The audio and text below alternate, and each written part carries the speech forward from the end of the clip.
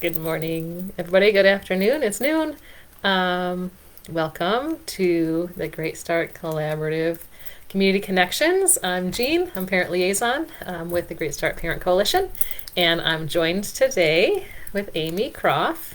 She's going to be talking to us about the services available through the Michigan Alliance for Families. And I've had the pleasure of knowing Amy for a couple of years now. She's popped into a few Parent Coalition meetings. She's participated in some of our events and activities. So I'm really excited that she's here today. She is a woman of many different skills and passions and information. So a treasure trove for us in our community. And welcome, Amy. Thank you so much for coming and chatting with me today.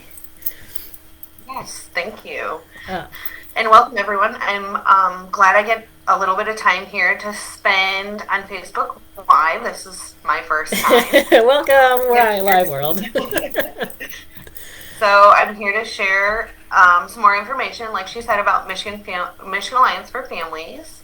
My name is Amy Crof. I'm a regional parent mentor for our area. I cover the Northeast region of Michigan, which includes quite a few counties: Alcona, Alpena, Charlevoix, Sheboygan, Emmett, Iosco, Mount Morency, Otsego, and Crestview, Yeah, it's a little Iowa. confusing because we say you're the Northeast and Yeah, Charlevoix and but then Emmett. I cover, Right. yeah, We right? fall into the eastern side of the state in this case, so just so people know. So, yeah. And then my colleague, Nicole, covers what they refer to as Northwest, so anything south The of me and Northeast. northwest of me. So that would be for Maybe a us, that would couple, be the Antrim County. So she would cover yes. our pieces of Antrim County. Yep. Um, So I was previously a foster care worker and a CPS worker. Now I own a daycare center, and then I get to work for Michigan Alliance for Families part time. I have a child with a learning disability. She has a reading disability, and then a nephew who is autistic. So that is what kind of guided me towards wanting to do this position and work for Michigan Alliance for Families. I just really wish that I would have known about their services prior Hmm. to seeing the ad of them hiring, basically, because I, like most parents, were not handed a handbook of like, this is what to Right. do if your Here's child. all the resources for Yeah, every single situation. Right. That's why we're here. and this Yep. is how to handle all these Right. things. And so I feel for my daughter, my nephew, and the foster children that I had in my caseload, this knowledge would have been just, and resources would have been a huge asset. So I'm really trying to get out there and make sure that we spread the word of what what I can do and what Nicole and our agency can do for others in our community. Um, Awesome. so I kind of explained who we are, but more of what we do is, as a parent mentor, we provide information and training. We better help families understand the federal laws, the Individuals with Disability Education Act, or IDA, the Michigan rules, the Michigan Administration Rules for Special Education, or MARS, and the deaf, and define the requirements for special education, basically. So, because I mean, for some parents, I would say all parents, the first time you're confronted with, I mean, it's a challenge enough being a parent to a child who doesn't have special needs. And then you realize that they need additional supports. What does that even look like? What is that called? You just said like four things that are acronyms, that are like laws. Like you don't know those Yeah, exist until you're in the world of it. So having somebody to, absolutely. especially a parent who's been through it, to kind of guide you. I mean, that's really great. Yep. So, and we can help at any ages, birth to 26. Special education in our state covers birth to 26. Obviously, there's different situations or different starts. Some kiddos don't, you don't realize or don't see a disability until later in life. Some parents may not reach out to us until high school years. Um, there's just a realm of reasons and possibilities of needing our services or wanting to further your understanding of special education, basically. Um, so a couple of things to touch on is like special education. The basics of it is all children of any disability have the right for a free, appropriate public education. So normal Which is education, also an acronym, right? That we tossed around. yep, Yep. yep, Yeah. Free appropriate yep, it public sure education. is. And just like any other student, education is there to prepare them for, employment, independent living, and those same services should be provided to all students, no matter their abilities, basically. Um, some people still believe like special education is a place rather than a service. Another acronym, least restrictive environment, Yep. or LRE. So, you know, that does not define special education. A child should always be in the least restrictive environment in their classroom with general education if possible. Um, I think parents forget that it's not only for the children that have the special needs, but it's for children that don't as well, to help support them and for them to learn from the children that have a disability. I think that's a huge factor that people forget. Yeah, that special education isn't. I think I like how you said that it's not a place. Sometimes we require, a facility to meet our needs, but oftentimes the special education is occurring everywhere, as it, Yes. Yep. Um, One thing I kind of wanted to touch on is our website. So I love our website, even if someone maybe just had one question, doesn't want to take the time to reach out. We have just a robust of information on our website. There's a index that's labeled A to Z, and there's a search bar as well. But there is behavior topics, parts of the individual education plan or IEP, eligibility process, um, specific diagnosis information. So it's just a huge realm. It's awesome. I have a few CMH workers and foster care workers and such that use our website for a lot of things. And sometimes they'll shoot me an email, hey, I was looking for this, and I'll send them the link, the link. or, give them a call and further explain it to them. But it's just a great resource to know about. We have some information broken down in a different section that pertains just to babies and toddlers, Okay. and planning for adulthood, which is huge. Mm-hmm. And then we have a YouTube channel that has a huge catalog of trainings. And one of my favorites that is not even special education, but I mean, it could be for any child, is behavior is communication. It's an awesome, I feel like any person working with a child should watch that quick Okay. on demand video. So are these It's the great. videos? I know Michigan Alliance for Families does a whole slew of like live trainings too, and so is it kind of like an archive of those trainings? Like if you miss it, you can check it out there, or Sort of. We don't record our live okay, trainings. They're similar to the live okay, ones. We just shorten them a little bit, and then there is also like resources that go along with the okay, videos. Um, and it breaks down the different pieces where when we're live, especially in person, we might do like an IEP training for like 2 hours, where the IEP training is broken down into quicker a couple videos. different modules to. Yeah. Okay, all Yep. right. So you can those are on demand. You can just click in there, maybe a resources tab, and get some Yes. information. Yep. Okay. Yep, and even when you're on the A to Z index and you're on, for instance, if you click on the behavior topic on the bottom, the behavior video is going to be there. Okay. So you can get to it in different ways, basically. There's lots of links that'll get you from page to page on our site. And like Jean said, we offer lots of learning opportunities for different topics. Since COVID, we totally went virtual, and our attendance has increased, especially for us up here. Our other regional parent mentors cover like a part of a county Right. or one county. not the whole half Mm, of northern Michigan, or like we have a coworker up in the UP, she covers the whole UP. So uh, obviously we can't have a training and get enough attendees. Um, so this virtual opportunity is great for us.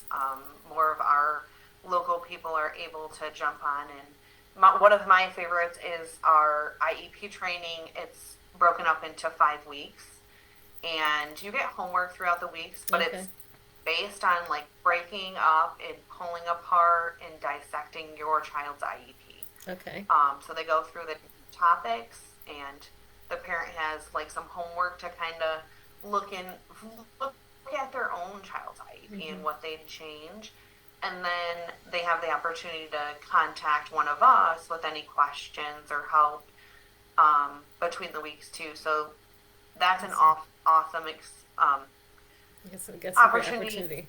So Yeah, are they kind of like, is it a webinar or is it more like a meeting where you can like ask questions and discuss you can things? ask questions and stuff. Okay. Yep. So they do it as a pretty big group, but then it's divided out. So we have like a large group speaking from the main facilitator, Right. and then we break up into Zoom rooms. So it's more personalized and can ask more Okay. questions and stuff. Um, and do some different polls, try to make it, pretty Right. interactive for everyone. And we do it 3 times a year. Okay. So this year, the next fiscal year, so or school year, Hmm. we're gonna start offering it on a Saturday morning. Generally, we do like Tuesdays or Thursday evenings. Okay. Um, but they're gonna try a Saturday morning after they did a poll. They're finding some parents need some other options, Hmm. and then we do one during the day Okay. um, too. But we're finding parents are having hard time with like nighttime routine and that kind of Right. thing Yep. It's to make it hard. to one. There's no free time when you're being a parent. Right? So yeah, when do we do this? Because uh-huh. So those are statewide trainings. Anybody Yep. can join in. Okay. Awesome. Yeah.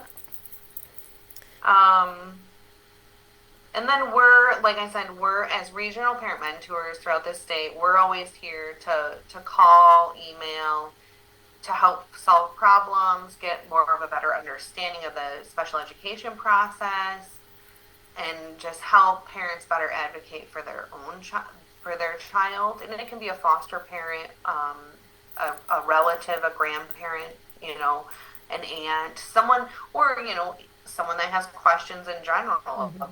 maybe a friend's child that they want to kind of help the parent better understand or whatever.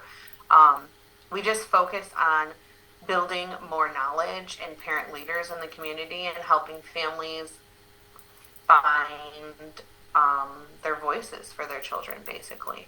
Excellent. One thing is that we cannot attend any meetings at the schools ourselves. We can only help support and provide information. We do have an advocate in our area I can refer to, but they have to meet the criteria. Okay. So it's not very common that happens. Okay. So it's more of a okay. So I'm trying to think of instances where I might call. Like I can go on the website and get a lot of information. So if I'm like, all right, what if I don't have an IEP yet, or I'm just learning, that my child would benefit from special education services? Can I just call and say, hey, Amy, like, I don't know what I'm like. I don't know what to do. Like, what do I even? Where do I start? Absolutely. So if you called me with that type of with that type of situation, we'd go over eligibility, the eligibility criteria, Hmm. how you would go about requesting your child be evaluated, in the process of being evaluated. And I try not to overwhelm a parent. So once we have a phone conversation, I usually shoot them an email of what we reviewed over the phone with some links to follow up with if they have some questions later on Hmm. or just more detailed information. And then always give them my contact information so that way when it's time for the next step, we can touch base again. Um, because it's a lot of information at once. There's no way a parent could call me and I could say, here's what you need to do from, Right. from start to finish. Right. Step It's a one. process. Yeah. Yeah. And it's going to go Yeah. just like this. Trust me. That's Yeah, Yeah, no, no, it you don't know doesn't. what to expect. Yeah. Yep. So like there's gonna be parents who, like you said, haven't received services yet or had a recent medical diagnosis. Some parents are like, well, on my IEP, they're eligible for this topic, but medically they're diagnosed with Mm, this, with this. Autism is a big one. They're diagnosed autistic, but on their IEP eligibility, they're not. And I'm like, you know, that that is a simple question to answer. That it doesn't matter. It doesn't matter how they're eligible. It matters that they are eligible for services. That's what to focus on, and what services are they getting. Um, and then there's other things like just getting into special education and understanding what goes on in an IEP mm-hmm. meeting, how to prepare for an IEP meeting. Um, it's extremely overwhelming Mm-hmm. for parents, and even sitting in an IEP meeting, it's extremely It overwhelming. is. Oh, So, yeah. you're sitting around with a lot of professionals. You're the only, you and maybe your significant other or the child's parent is the only other non-professional, Right. quote Complete unquote. newbies, But maybe. Yeah. yeah, so like I always encourage parents to take notes, and a lot of times I'll help them prepare like some Okay. bullets to make sure they get their chance to talk and kind of prepare them on what to expect in the meeting. Yeah, that's super helpful. Some Um, questions that they might want answered, and yeah, yeah. Other phone calls I get a lot are like parents whose child are being suspended or sent home frequently. So just helping them understand that they can ask for reevaluations, how to kind of help the school. As a parent, you're the expert on your own child, right? I mean, what works at home, helping the school right. work out, what works there. Um, Helping them with behavior pieces. There's behavioral intervention plans that can be put in place for students. And again, those don't have to be put in place for only children. You can qualify for one of those even if you don't have a disability. Okay. So those are nice to know about for children that maybe have went through some trauma in their life or something, and it's done kind of the same way. They're evaluated, and then a team comes together and they create a plan of how to eliminate these behaviors. Basically, how can Yes. we help this child? Support them. Um, So if it that yeah, could be something where maybe I have an inkling that my child might have a disability. We go through the process of like maybe you can help me get through the process of okay, here's the criteria, and then I say, well, maybe not, but they are having behavior problems, and this is why I'm thinking that. And you'd be like, okay, well, here's the next step. It could be a behavioral intervention plan, and here's what that looks like, and moving through that. I do see I have a couple people watching, so if anybody has any questions or comments, you can pop them in the comment section, and we'll get them answered. So welcome. Um, and so it sounds like there's kind of like you have a really solid understanding of what's available and what, kind of like this little key. If this, then that. If, we'll try this, okay, then we'll move on through that. And you can help throughout that entire process with the same parents and kind of um, maintain in contact. yes, yeah. And then we try to follow up too with parents to see like how are things going. If do you need any more support, or just check in on how they're doing. Mm-hmm. Generally, every 3 to 6 months, I try to connect, and even if it's just shoot them a quick email. If they don't respond, they don't. But um, kind of just check in and see how they're doing. One other major topic that we sometimes deal with is conflict. So we're not an agency that's going to be against a school. Obviously, we are part of a team. We're all part of a team. Um, but conflict happens. So I'm here to kind of help them navigate the conflict, um, give them tools to resolve their conflict and support. Just different things like mediation services. Maybe the school and them are not having the greatest communication when they're in a meeting. The parent maybe is not understanding So mediation is a free service that parents can request, and Hmm. they'll come to any IEP or school meeting and just be there to be a, you know, Yep. Well, a when we just, I think support. it might have even been our last community connections where we talked with the special education mediation services. Yeah. So, right, and seeing how that kind of interweaves and works together, like they are able to be at your meeting if you Yeah. need, that support. So you have the access to the resources to, you know, steer people. Okay, now here's the next step is let's contact the mediators, and get them Yep. involved. Well, just trying to listen to the parent and see a lot of times it's just miscommunication. So trying to help them straighten out the miscommunication between themselves and the school. Um, and you know what I mean? And just get a lot of, sometimes the parents get a little worked up, which I understand. I mean, it's their kid, right? So just kind of slowing it down and breaking it down. And then other times I can also, they can send me a copy of the child's IEP if they feel like they're not getting the services that they want, or maybe something's missing but they're not Right. sure.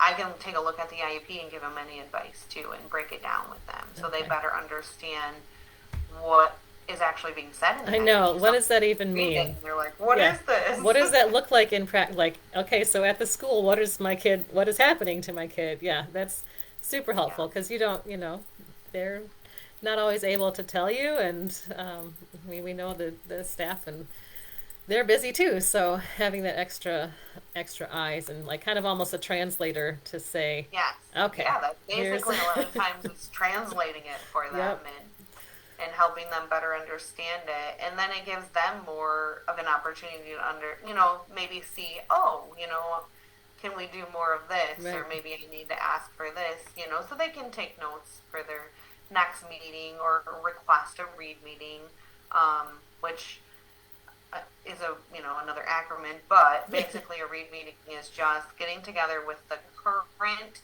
data and reviewing the IEP. It's okay. just that you're not doing new assessments. Gotcha. So Yeah, that's you're assessing the current assessment, seeing if it's working. Yeah. Yeah, well that makes sense. So that's something you're that just reviewing what you got. yeah, and something a parent could request as needed. So okay, so what's the process, Amy, if I want to get in contact with you? I see your phone number there, 800-552-4821. Um, Yeah. what happens? So I'm because it's scary reaching out and asking for help sometimes, and clearly you're not scary, but I don't really know who I'm gonna get when I call that number. So what happens? What's kind of the process of getting connected to you from? So the 1-800 number geo routes everyone to their region. So unfortunately, the only downfall of that is if you kept a cell phone and moved from Lansing to Northern Oh, Michigan, you're gonna get the Lansing girl. you say Oh, geo route. I've never even heard of that. It can tell from where my phone is yes, registered. Oh my goodness, yep. It's pretty technology. cool. That is cool. So um, I've even had a divorced parent situation where he moved out of state and he kept his cell phone from Alpena and called the toll free number. And I'm like, "Where are you from?" And he says, "Maryland." And I'm like, "Oh, I don't cover that. Yeah. I'm sure your children attend school." And he's like, "They're there in Michigan and Alpena." I'm like, "Okay, That's well, funny. that's me then." Lucky you had the right So phone number. Yep. yeah, so it's super convenient because we only have to get out. I mean, I have a direct line, and when I send out emails or whatever, it's there. Okay. But the easiest is just handing out the toll free number because whether they're in Antrim County or Charlevoix County, they're going to get the right worker. Like I said, sometimes it doesn't, but Right. us parent mentors will kind of, if it's a simple question, we're going to help Right. you out and answer it. If it's complex and there's going to be follow up and stuff, we're going to want you to get in touch with your direct parent mentor that's in your Hmm. area. So we'll get your contact information. Most of the time, we'll forward it on for you and give you their direct line. Um, and then make sure that they follow it up with the person that called. Um, we have a newsletter, so you can go on our website. And like I said, there's the YouTube videos, there's the index. But on there, you can also sign up for our newsletter, and that is an email that comes and just tells you about upcoming Mm-hmm. events. I'm on that newsletter. I see there's there's so many amazing things, and it is like all age ranges, which is Yeah. pretty. We mostly just I'm even signed up for the right. newsletter. I work there. You got to know what's going on in your office. I don't know what's going on in all the regions, Right. so Yeah, no, that's a really it's a great resource, and I mean we mostly just talked about like new parents or new to having dealing with a child with a disability, but there are those parents out there that have been dealing with this for years by themselves, yeah, on their own, just having the information like you said, sure it would have been great to know this 10 years ago, but at least I know it now, and I think there are a lot of resources for that too, like that, that time of, we cover birth through 8, but your kid's going to keep moving up and you want to be prepared. And so there's yeah, resources on there for, like you said, entering, exiting school.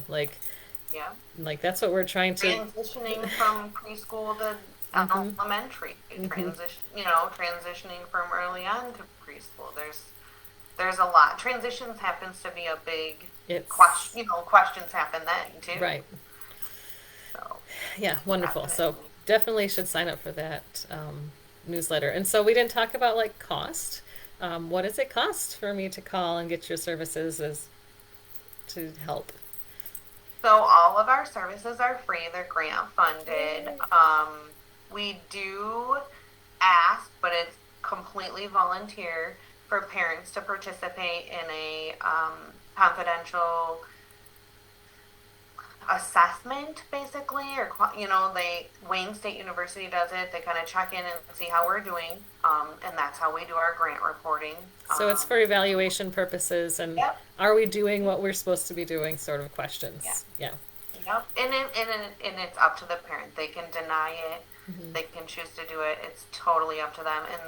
If they say, yeah, I'll do it, it's still just a random selection of the Okay. parents throughout the year that Wayne State will call and check in on and see, what did they like, what did they not Right. like, how could we improve, and that kind of thing. So basically there's no requirements. I don't have to do paperwork. I don't have to pay anything. I don't have to deal with my insurance or show up for a certain number of meetings or have you it's Nope. pretty like really parent or caregiver Yeah. whoever directed and led and focusing on their needs. And Yeah. that sounds wonderful. I obviously you're not working 24 hours a day, so what's the Yeah. I mean at this job, so what's kind of the turnaround time? What would I expect if I call, leave a message, or um So, I work part time, same as Nicole. So both of us up in Northern Michigan are usually we work like 3 to 4 days a week, but our turnaround has to be within 3 days, okay. or we'll have a voicemail that says you can call info at, which is we have a group of girls in Lansing that are available to cover us if we're off or Okay. something like that with questions and help out. So that information would be on our voicemail. Generally, the turnaround is 1 to 2 days, Right. Awesome. unless it's IEP season, which is the start of the school year and the end of school year. That is our busy time. Oh yeah, and that's So transition time too. it is just yes, yep. That is when majority of IEPs are being done, and that's the time that our phone rings the most. So, Awesome. and then you Okay. can also find us on social media on Okay. Facebook. We have a Facebook page, Twitter as well, to kind of follow what's going on and all the events too. Yeah, there's a lot. I mean, there's a lot going on with Michigan Alliance for Families. So just hope that people who haven't been exposed to it or just kind of heard that it exists kind of feel a bit more comfortable reaching out, using that services. I know pretty much everybody I talk to on these events, they're like, look, we really want you to call. Like, we're here. Like, that's what we're here for. And the more we can help you, the better the better we're doing our job. So I think people are hesitant sometimes. They're like, well, my problem's not that big, or, I don't want to cause, conflict, or maybe I can handle this. But I think sometimes just erring on the side of you know, support and just making that Yeah. call and reaching out, and maybe it doesn't take much at all to get you through this barrier, this hurdle, and um, just to feel comfortable doing that. Yep. And when you contact us, it's confidential. Nothing goes back to the school or who you're working with about any of questions or Mm. concerns or, anything that parents have too. That's one question sometimes Mm-hmm. we get is, is this going to be reported to the school? Right, And sometimes it's just asking questions. It's not that they're upset with the school. They right, just don't want any bad blood, right, basically. right. So Well, that it's is, yeah, all confidential. excellent. Yeah, that's critically important because, like you said, maybe I can just handle this and don't have to involve the school. So wonderful. Okay, what else have we forgotten? Anything that you wanted to mention? No, I think that's it. So basically, check out the website. I think it's MichiganAllianceForFamilies.org. Yep, Okay. exactly. All one big long word, and check that resource page out and all the events that are scheduled. Get on the Facebook page, like it, follow it, subscribe to the newsletter, to your email, sign up for some of those events, check them out. It sounds like they're pretty low pressure, so show up and see what see if it's working for you, and see what you want to learn. Um, and give that number a call if you want to talk to somebody. Yes, Okay, awesome. absolutely. Well, thank you so much, Amy, for sharing all that information today. And I will keep directing people your way whenever they need help with anything special education related in our area. And we'll share that out with all our families. All right. Thank you for having me. It was great. All right. Have a wonderful day, everybody.